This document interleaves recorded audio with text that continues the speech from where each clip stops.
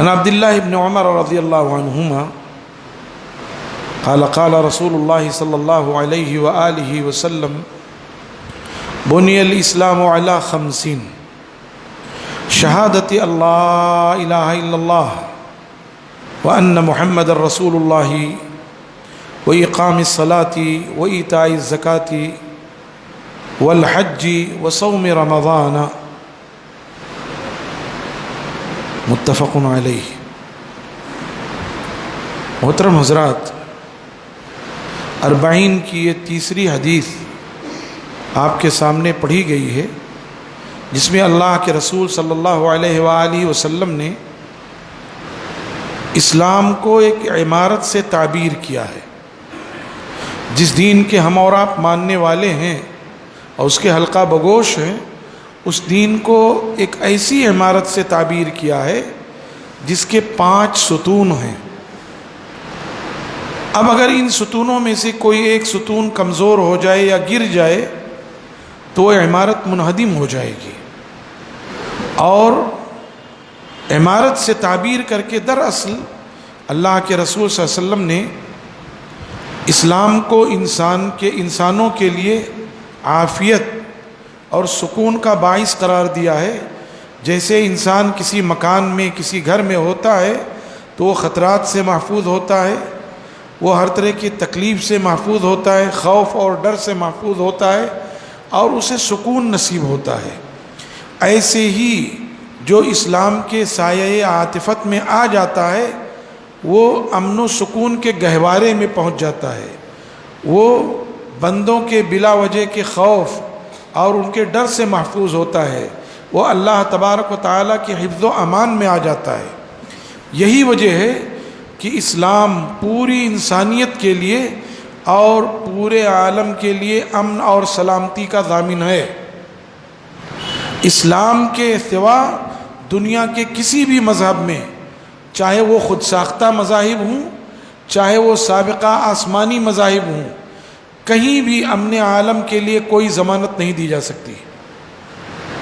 بھلا وہ مذاہب جو انسانیت کو خانوں میں بانٹ دیتے ہیں، کہیں 4 خانوں میں بانٹ دیتے ہیں، برہمن، چھتری، شود اور ویش کی صورت میں، کہیں 2 خانوں میں بانٹ دیتے ہیں، دگمبر اور شتمبر کی صورت میں، کہیں انسانیت کو یہود اور غیر یہود کے خانوں میں بانٹ دیتے ہیں، تو جہاں انسانیت کو خانوں میں بانٹ دیا جاتا ہو وہاں امن و سلامتی کا کیا سوال پیدا ہوتا ہے؟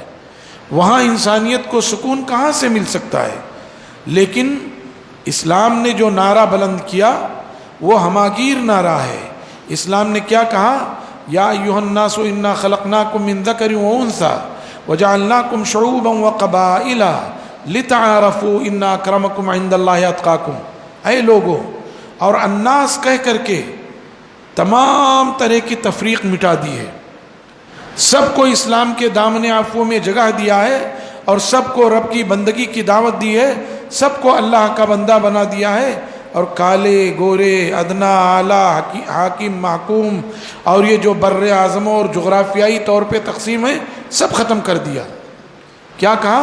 یا ایھا الناس انا خلقناکم من ذکر و انثی، لوگوں ہم نے تمہیں ایک ماں باپ سے پیدا کیا ہے، وجعلناکم شعوبا وقبائل، اور تمہارے درمیان قومیں اور قبیلے بنا دیے ہیں، اور قوموں اور قبیلوں کو بنانے کا مقصد صرف لتعارفوا، تاکہ تم باہم ایک دوسرے سے تعارف حاصل کر سکو، آپس میں ایک دوسرے سے پہچان بنا سکو، ورنہ اصل معیار ان اکرمکم عند اللہ اتقاکم ہے۔ یقیناً اللہ کے نزدیک سب سے معزز، مکرم، برتر وہ ہے جو اللہ تعالیٰ سے سب سے زیادہ ڈرتا ہو۔ تو اسلام نے تو سارے انسانوں کو اللہ کے بندے کے زمرے میں شامل کر لیا ہے، اسی لیے اسلام ہی پوری دنیا میں امن و شانتی کا ضامن ہے۔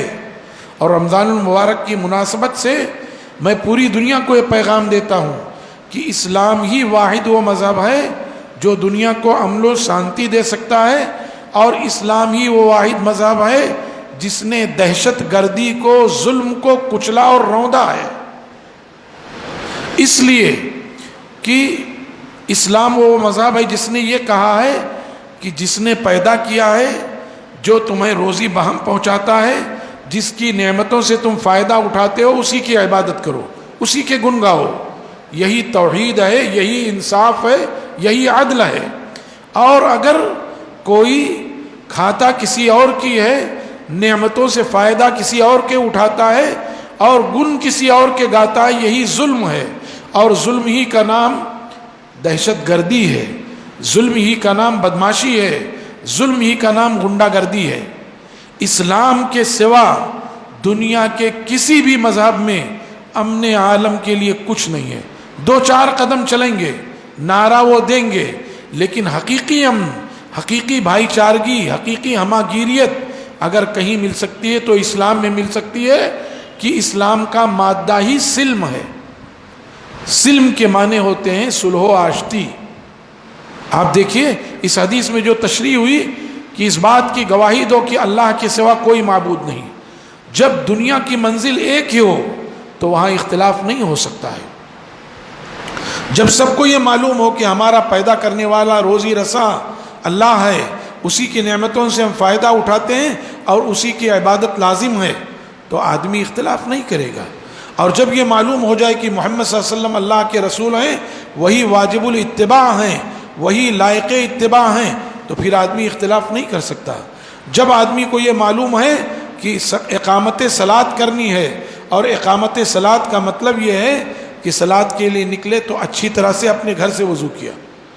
افضل یہ ہے کہ اپنے گھر سے وضو کر کے آؤ. مسجد کے وضو خانے تو اضطراری طور پر بنے ہوتے ہیں، ضرورت پڑے تو مسجد کا وضو خانہ استعمال کرو. اپنے گھر سے وضو کر کے آؤ. اس کا فائدہ کیا ہے؟ ایک ایک قدم پر ایک ایک نیکی ملتی ہے، ایک ایک گناہ مٹتا ہے، ایک ایک درجہ بلند ہوتا ہے. یہ جو آپ اپنے گھر سے چل کر آتے ہو نا، اسی بنیاد پر یہ ہے کہ جماعت کا ثواب 27 گنا یا 25 گنا زیادہ ہے، تو اس میں اس کا دخل ہے. کئی بازار میں تھے، ضرورت تھی، نہیں کر سکے، سیدھے آئے مسجد میں وضو کر لیا. ورنہ گھر سے یہ معمول بنائیے. جب ہمیں گھر بیٹھے اللہ یہ نواز رہا ہے، وضو یہاں بھی کرنی ہے، گھر پہ بھی کرنا ہے، کیوں نہ گھر سے وضو کر کے آئیں. تو آدمی اچھے سے وضو کرے، خود صلاۃ کے لیے نکل رہا ہے، دوسروں کو دعوت دیتا ہوا نکلے.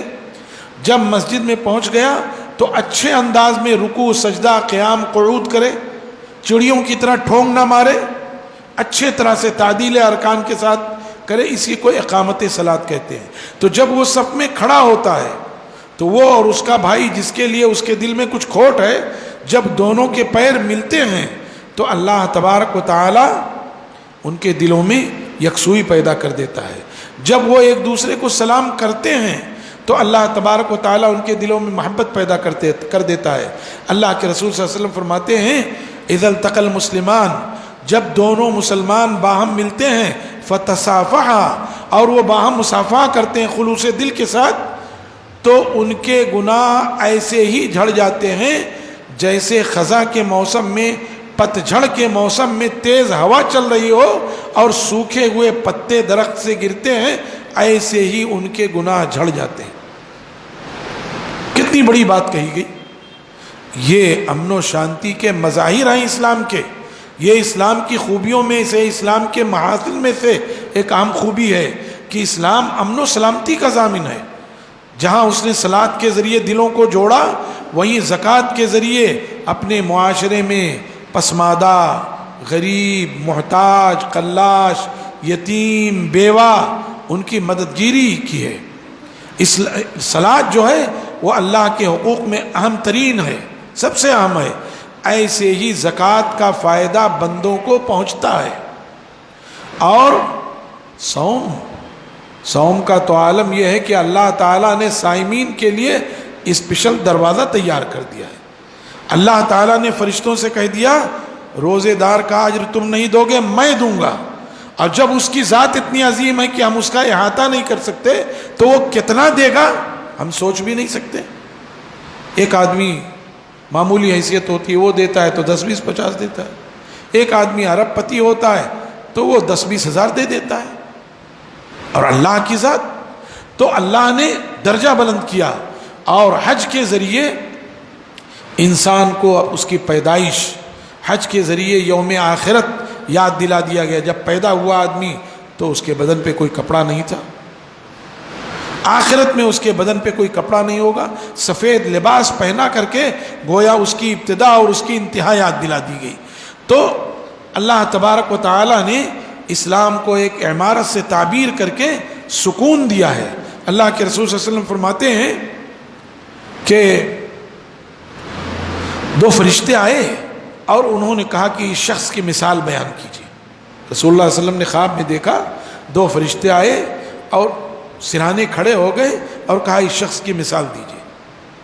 تو ایک نے دوسرے سے کہا اس کی مثال ایسے ہی ہے جیسے ایک شخص نے گھر بنایا اور اس کے بعد اس نے ایک داعی کو بھیجا، اس نے ایک گھر بنایا، گھر بنانے کے بعد اس نے اس میں دسترخوان تیار کیا اور دسترخوان تیار کرنے کے بعد اس نے ایک داعی کو بھیجا جاؤ لوگوں کو بلا لاؤ، وہ بلانے گیا۔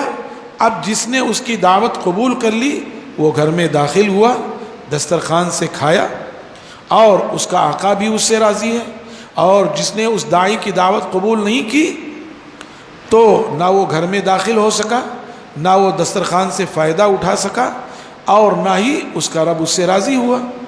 تو رب جو ہے وہ اللہ ہے، اور جو گھر بنایا وہ اسلام ہے، اور وہ جو دسترخوان ہے وہ جنت ہے، اور وہ داعی جو ہیں وہ محمد صلی اللہ علیہ وسلم ہیں۔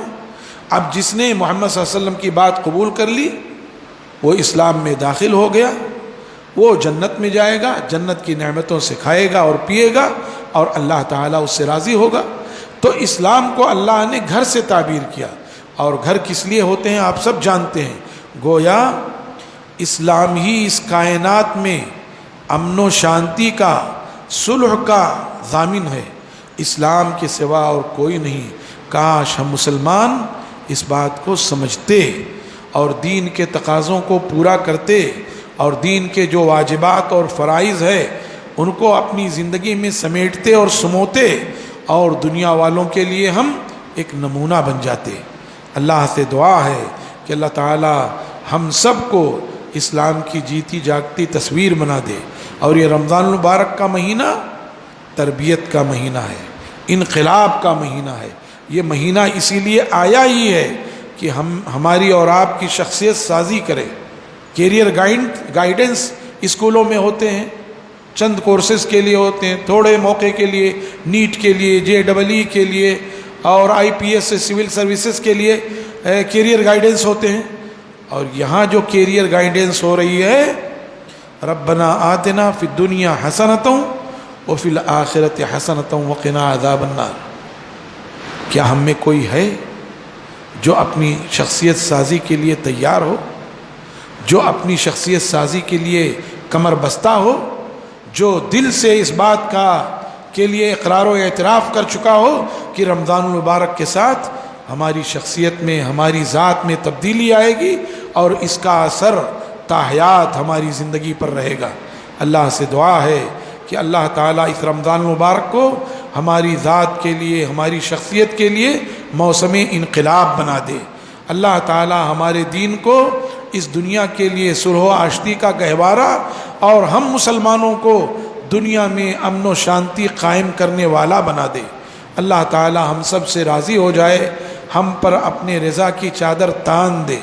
سبحان ربک رب العزت عما یصفون وسلام علی المرسلین والحمد للہ رب العالمین، وصلی اللہ وسلم وبارک علی نبینا محمد وعلی آلہ وصحبہ اجمعین، والسلام علیکم ورحمۃ اللہ وبرکاتہ۔